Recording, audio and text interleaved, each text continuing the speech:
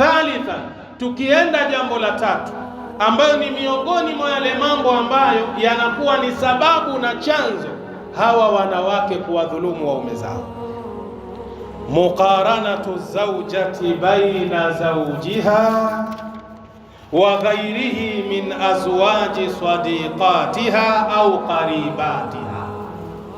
Huu ndio mtihani mkubwa ambao upo katika majumba yetu. Sababu ya tatu ambayo inayopelekea mwanamke kumdhulumu yule mume wake ndani ya nyumba ni pale anapojaribu kukompea, kwa lugha ya kwenu mnasema kukompea au kulinganisha au kuoanisha baina ya mambo ya mume wake na mambo ya waume wa rafiki zake au jamaa zake wa karibu. Vipi? Anamwangalia mume wa rafiki yake, mashaallah, kazi yake nzuri, ana gari la kutembelea, ana nyumba nzuri. Basi huyu mwanamke anakuja anamwangalia na mume wake, je, mume wangu ana kazi nzuri? Je, mume wangu ana gari la kutembelea? Je, mume wangu ana nyumba nzuri? Sasa mwanamke huyu anajaribu kulinganisha, kufananisha baina ya yale mambo aliyokuwa nayo mumewe ama uwezo aliokuwa nao mume wake na uwezo wa waume wa marafiki zake. Anajaribu kuangalia, marafiki zangu wanaume zao wako na kadha kadha kadha, lakini huyu mume wangu patupu, hakuna kitu, kila siku heri ya jana. Hii ni sababu inayompelekea mwanamke amdhulumu yule mume wake. Kwa nini?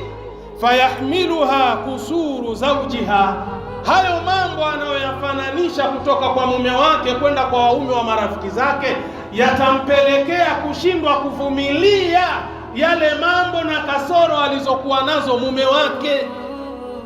Kila siku itakuwa ni wakumuudhi yule mume wake ndani ya nyumba. Wamekaa wanaangalia TV, mwanamke hayuko kwenye TV kabisa kuangalia habari, yeye anamtazama mume wake usoni. Maneno sasa anayoyatoa, eti naambiwa nina mume wenzangu bwana ndio wamepata wanaume. Azungumza peke yake pale shehe, mwanamume hana habari, yeye anaangalia TV tu. Sasa mwanamume tangu ashiki mita mpaka mwisho anza kumsikiliza mke wake. Huyu mwanamke asema nini?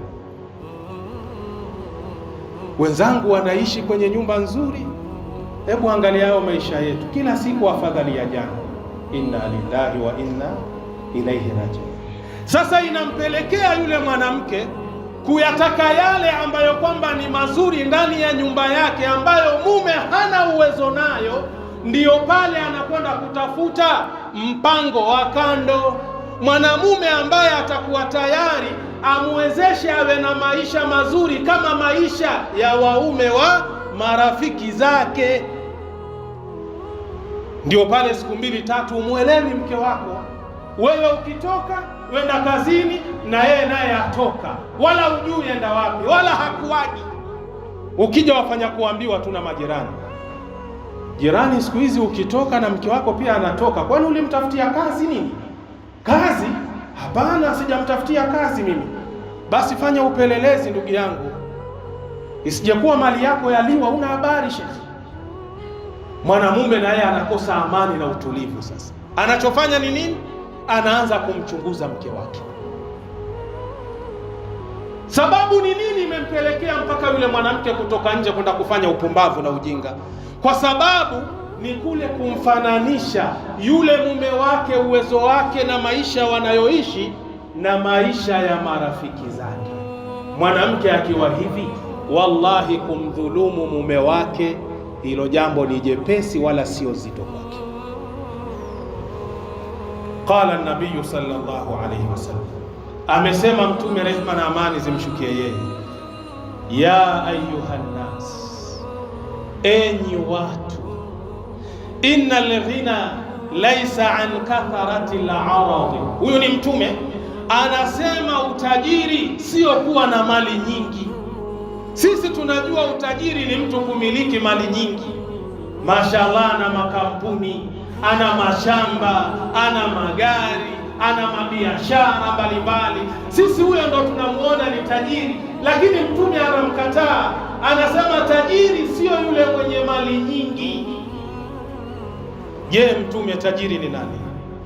Mtume anasema walakinna alghina ghina nafs, na lakini utajiri ni yule ambaye ana sifa ya kuridhika na kutosheka na kile anachopewa na Allah. Huyu ndiyo tajiri.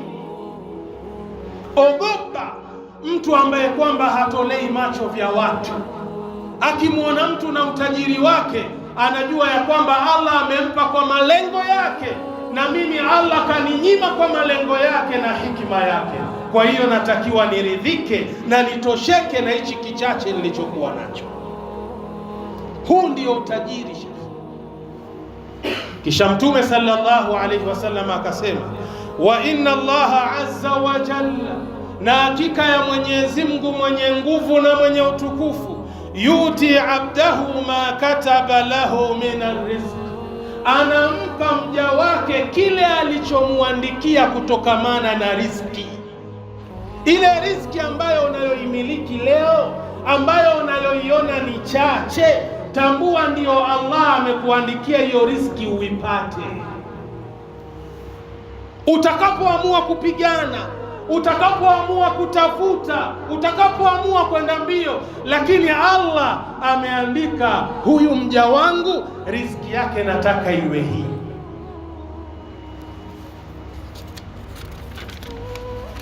Kisha Mtume sallallahu alayhi wasallam akasema, faajmilu fi talabi, fanyeni uzuri katika kuitafuta riziki.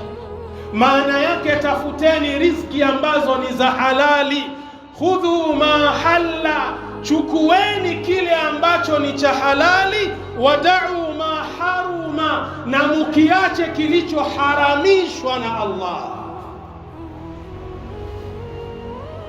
Sasa yule mwanamke ndani ya nyumba anatakiwa afahamu yule mume ambaye aliyemuoa kile anachokimiliki ni katika kitabu kimeandikwa na Allah jalla fi'ala. Hafai kuyalazimisha maisha ambayo yapo kinyume na yaliyoandikwa na Allah jalla fi'ala. Allah akitaka leo utoke kwenye ufukara, yeye ni kusema kun fayakun, kuwa na linakuwa.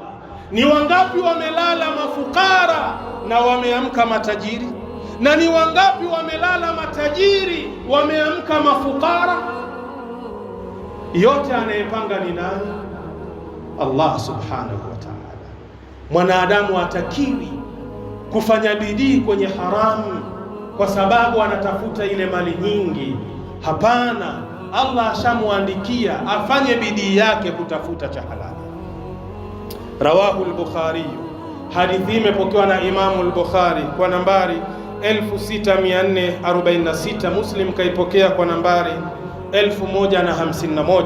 Sheikh Albani kaisahihisha fi sahihi targhib, utaipata kwa nambari 1701.